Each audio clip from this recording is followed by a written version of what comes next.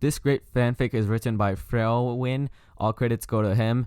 Naruto is stolen from the village and left to die in a forest. He's found on death's door by a civilian family. But what will happen when Naruto witnesses their murder and is found by Jiraiya in the ruins of his old home? Strong Naruto, Rinnegan Naruto. If it reminds you of pain, well, you're right, I guess. Hey, it's Quadix here. Make sure you like the video if you enjoyed, subscribe, comment Q or any other comments you may have. The link to the Discord and my Instagram will be in the description. Check them out. When this video gets to 500 likes, I'll upload the next part. Roll the intro.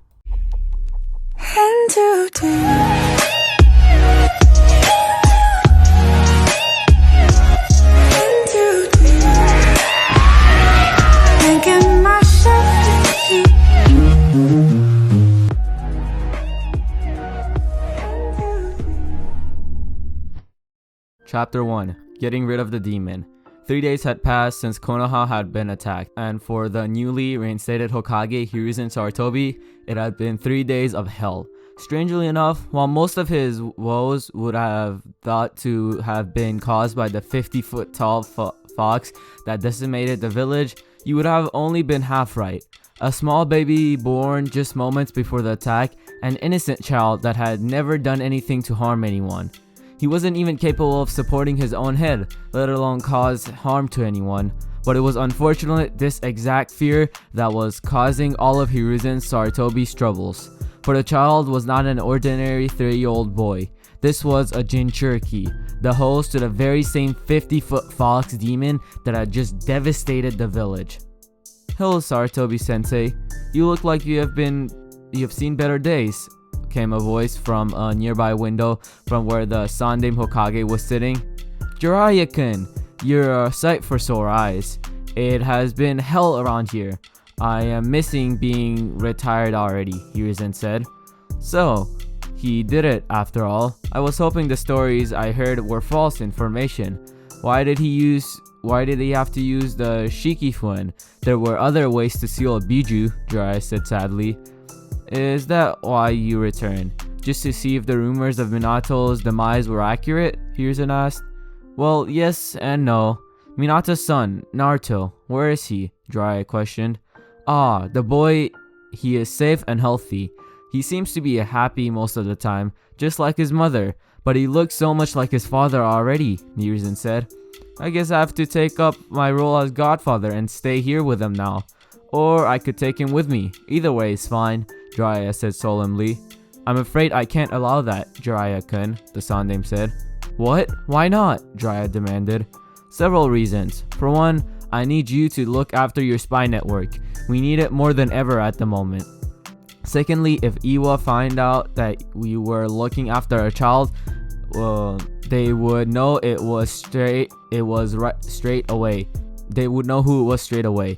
Why do you think they gave him Kushina's last name, Uzumaki?"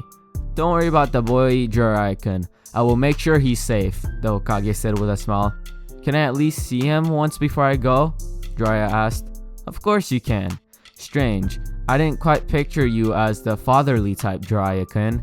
Just goes to show just how much there is still I don't know," Hiruzen said with a smile.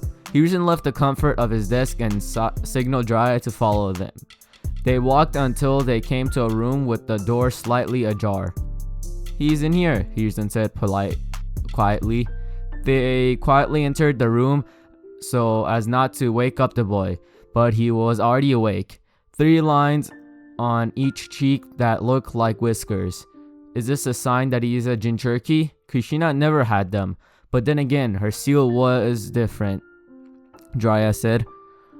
"No, from what we can gather, those marks were there before the sealing, so they are only birthmarks. If I have to guess, I would say it was because her mother held the Kyuubi when he was born," Hiruzen said. It was at that moment Naruto yawned and gazed up into Jiraiya's eyes. Would you look at that? Same eyes, and I think his hair is already becoming spiky like Minato's," Jiraiya said, looking down at the boy. "I bet you're going to be a great ninja one day, kid. I'll be back when you're older, so don't get too strong without me," Jiraiya said, with a small smile across his face, and he went into his pockets and withdrew a small green wallet that looked like a toad and placed it into the crib next to the tiny blonde. A wallet? Interesting present to give a baby, the Hokage laughed. Maybe, but I wanted to give him something that he could use later on in life as well. Anyway, have they rebuilt the bathhouses yet? Jiraiya asked, changing his tone from serious to that of a perverted man. No, not yet. Sorry, Jiraiya-kun. You're going to have to wait to do your research, I'm afraid. It's a shame too, because that book you brought out was brilliant. What did you call it? Icha Icha. You could make a killing if you turned it into a series, Hiruzen said. Maybe you're right. My last book didn't really sell many, but this one is selling like nothing else, Jiraiya said. Is there anything else you would like while you are still in the village? Hiruzen asked. No, I should be on my way. If I have to leave, I better just get out of the way now. Keep the kid safe, sensei. I don't want to have to face Kushina when I die if Naruto gets there before me. Oh, and I'm sorry to hear about your wife, Jiraiya said. And just like that, he was gone. 8 years later. A short blonde-haired boy was sitting alone on a swing, watching the other kids play. In the past, he had attempted to join them, but they always said they were not allowed to play with them. Even the kids at the academy seemed to be extra cautious or simply avoid them. There were, however, some exceptions. The lazy boy Shikamaru was usually nice enough, but unless you enjoy watching clouds, he was not the best person to hang out with. He also liked playing Go and Shogi, but Naruto didn't know how to play either of them, as he never had anyone to teach him. Naruto still sitting on the swing, contemplating whether or not he could find a way to join the other kids' game when he heard a voice from behind him. Hey, you're one of those weird people with no pupils who think they think are noble or something. So, do you think you're better than us, huh? The voice said. Naruto turned in the swing and saw 3 older boys bullying a girl from his class. He remembered trying to talk to her once, but she went red and wasn't able to respond. So Naruto just figured she was like everyone else and wanted him to leave her alone. What do you think they're doing? What do they think they're doing to her? Her name was Hinata, wasn't it? She looked scared. Maybe I should go help her. I don't care that they're older than me. Naruto thought as he got off the swing and started to make his way over to where the bullies were now, forcing Hinata to bow and apologize for something. Hey, what do you guys think you're doing? Leave her alone, Naruto ordered, as busting into the clearing. What the? Oh look, she has a little boyfriend, one of the bullies taunted. Hey, isn't that the kid our parents said to stay away from? He doesn't look scary to me. He's just short as this one, the other bully said, pushing Hinata to the ground. I said leave her alone, Naruto yelled, and jumped up punching the bully who had just pushed Hinata to the ground in the face. Alright, we will let your little girlfriend go, but you're going to pay for that, the bully replied, and punched Naruto in the gut, forcing him to kneel and was unable to block all of the punches that were sent at him. When they finally relented, they left Naruto with 2 black eyes, a bleeding nose, and lots of small cuts along his face, arms, and legs. Oh, Naruto-kun, he got hurt to save me. What do I do? Hinata thought as she slowly approached the blonde and became more and more concerned when she looked at the state of him. I need to get help. Where is Ku? I need his help, she thought desperately. It turned out the young Hyuga heiress bodyguard was at the very moment approaching. Oh, Hinata-sama, there you are. Come, it's time to go home. I have a mission tonight and I need to prepare for it, Ko said. Please, Ko, he needs help, Hinata said, pointing to where Naruto lay still unconscious on the ground. Hinata-sama, get away from that thing at once, Ko ordered. But he's hurt. He might need to be taken to the hospital, Hinata said. That is of no concern of yours or mine. He got himself hurt. It is not our obligation to take care of that thing, Ko said. But he got hurt to save me. We should help him, bordering on tears. I will not help that boy. Now come on, we need to get you home. Just forget that you ever saw the boy. I'm sure he won't bother you again, Ko said as he pulled Hinata from the area. She could only look back at the place Naruto was. slowly regaining consciousness, worried if he was going to be okay. It was another 30 minutes before Naruto was able to crawl over to a tree to support himself to stand. Why? What did I do? Why wouldn't she help me? I saw her leave as I came back around. Why does everyone hate me so much? Naruto said to himself, not caring that the sun was no longer lighting the now dark playground. By the time Naruto finally found the strength to begin his walk home, the sun had long since set, and only the street lights on the corner of every street lit his way. Looks like you finally got what you deserve. Who should we send to congratulate him? Came the voice of a man approaching behind Naruto.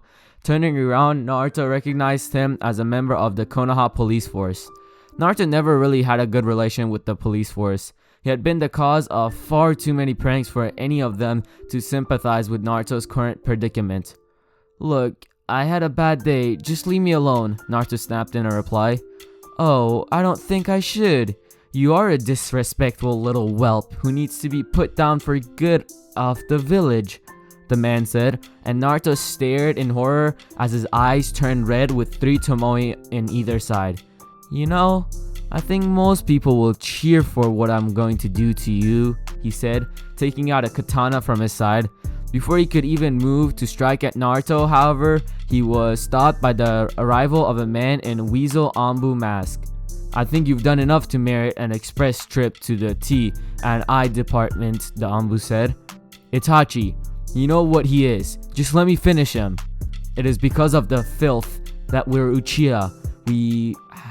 Uchiha have been watched more carefully and had our district compressed until we are almost uncomfortable, the man spat. I don't care. I will not allow you to harm the boy, the Anbu said, before grabbing the man and disappearing in a puff of smoke. Naruto gave a sigh of relief, but soon lost his breath as he heard a new voice come from behind him. Well, that got rid of your bodyguard. Now you're all alone. Normally, I would oppose working with that man, but we had the same goal and nobody else was willing to help. But don't worry, I'm not gonna kill you. I wouldn't want to risk freeing the beast and returning its power.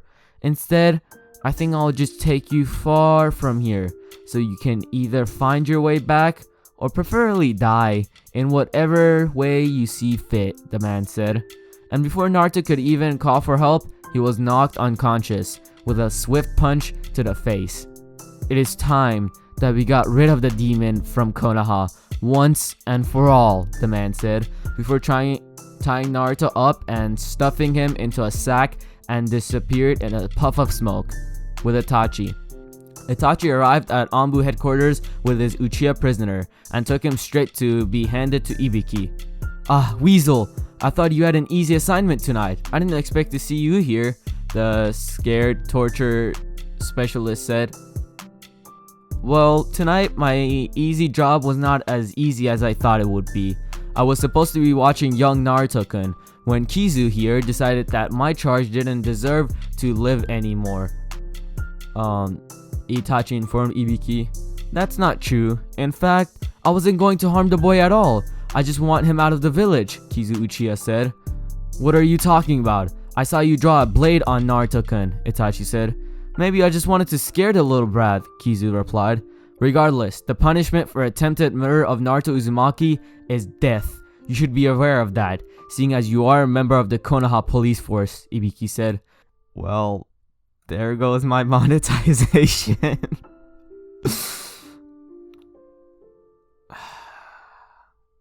Actually, alright, I'm gonna retry saying it because, I'm trying to stay monetized and everything.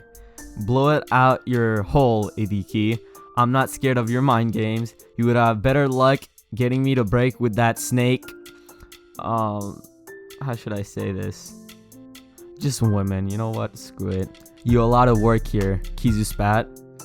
Anko Mitarashi happens to be a good friend of mine, and I would advise not calling her that in my presence, Ibiki said. Or what? You will kill me sooner? Kizu laughed. He is clearly drunk, so we're not supposed to kill him. But may I recommend a few hours in the torture room with Anko? Itachi recommended.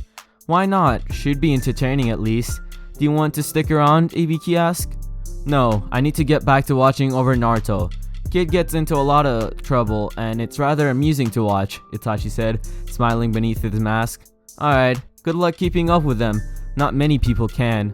I saw young Tenzo try it. He thought the boy was just going to be at the academy all day, so it would be an easy day's work. Then, by the end of the day, he comes into the joining bar and collapses from exhaustion. Kakashi and Jiraiya had to carry him home, Ibiki laughed. It's true he can be a handful if you need to chase after him, but remain unseen all day. But I like it. There's just something about the kid that is calming and friendly, Itachi said. Have you ever thought of talking to him when you're not on a mission? Ibiki asked. I'm not supposed to. Hokage-sama wants the boy to grow up like any other child, and he doesn't like my influence, and he doesn't think my influence would help that. And my father has forbid anyone to befriend the boy. It is a shame too, because I think he would be good friends for Sasuke, Itachi said. Same line Kakashi got.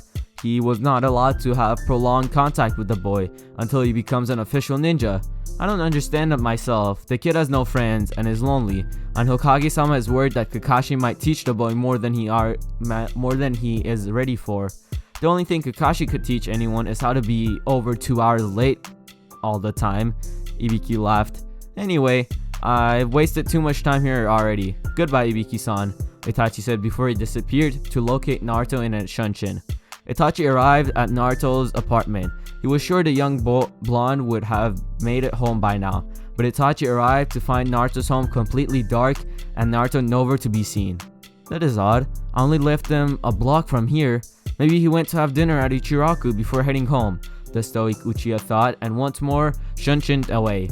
Again, Naruto was not out at Ichiraku Ramen, and now Itachi became slightly worried, even though he would never show it. This is not good. I need to find him quickly, Itachi thought, and this time left without using a shunshin, so he could look around the area in case Naruto turned up. After close to 30 minutes later, Itachi was clearly worried. He could not find any sign of Naruto anywhere. Something was possibly considering the boy wore a bright orange jumpsuit. I need to tell the Hokage if Naruto is missing. He needs to know, Itachi thought, and disappeared. He arrived at the Hokage tower and quickly entered and went straight for Hiruzen's office. The Hokage was reading one of his favorite books written by his student, and the moment there was a knock on the door, the old Sarutobi quickly hid the book from sight in fear of being one of the many Kunoichi who opposed Jiraiya's masterpiece. Enter, Hiruzen called once his book was well hidden. He gave a small sigh of relief when Itachi entered. Oh, Weasel, what are you doing here? I thought you were busy with an assignment, the Hokage said. That is why I'm here. Tonight, just after nightfall, there was an attack on Naruto-kun, which I prevented, and I took the person responsible to Ibiki. However, when I went to find Naruto-kun after I finished with Ibiki, I could not find him anymore, Itachi said urgently. Are you going to say that Naruto is missing? Hiruzen said, standing up and looking worried. Exactly, but it doesn't seem like he's simply hiding anywhere. I have already checked his favorite hiding areas, Itachi said. Could it be that Naruto has ran away? The Hokage asked. It doesn't look that way. His room was undisturbed. If I was to hazard a guess, I would say he has been kidnapped, Itachi said. This is not good. Go fetch Kakashi's team. We need to find Naruto immediately, the old Sarutobi said urgently. At once, Hokage-sama, Itachi said before giving a small respectful bow and exiting the room. 2 days later, Kakashi walked into the Hokage's office with a defeated look on his face. Ah, Kakashi-kun, tell me you found Naruto-kun, the Hokage asked pleadedly. I'm sorry, Hokage-sama. We looked everywhere. Search parties are still looking, but not even the Inuzuka search team can find any traces of him. All that we know is that he left the village with someone from Konoha, and they were skilled enough to lose any hunter ninja or tracking team we sent after them, Kakashi said. Okay, sorry for ending it at an odd place, but I need to rush this video to get it out in time. Also, I don't know why I said like a lot of words wrong and the grammar was pretty bad. I will be sure to fix that in the next part. If you like this part, get this video to 500 likes if you want it to be a daily series. and I'll see you all in the next part. Roll the outro. Wanted a bitch who was on the move, but you on a goddamn late. Got that one in my bed and she just wanna sleep. Fucking up all of the sheets. She only wake up to eat. Do this shit every week. Like why you do that? Crying you wanna be great, but sleeping until the next day. Why you do that? Got that much in the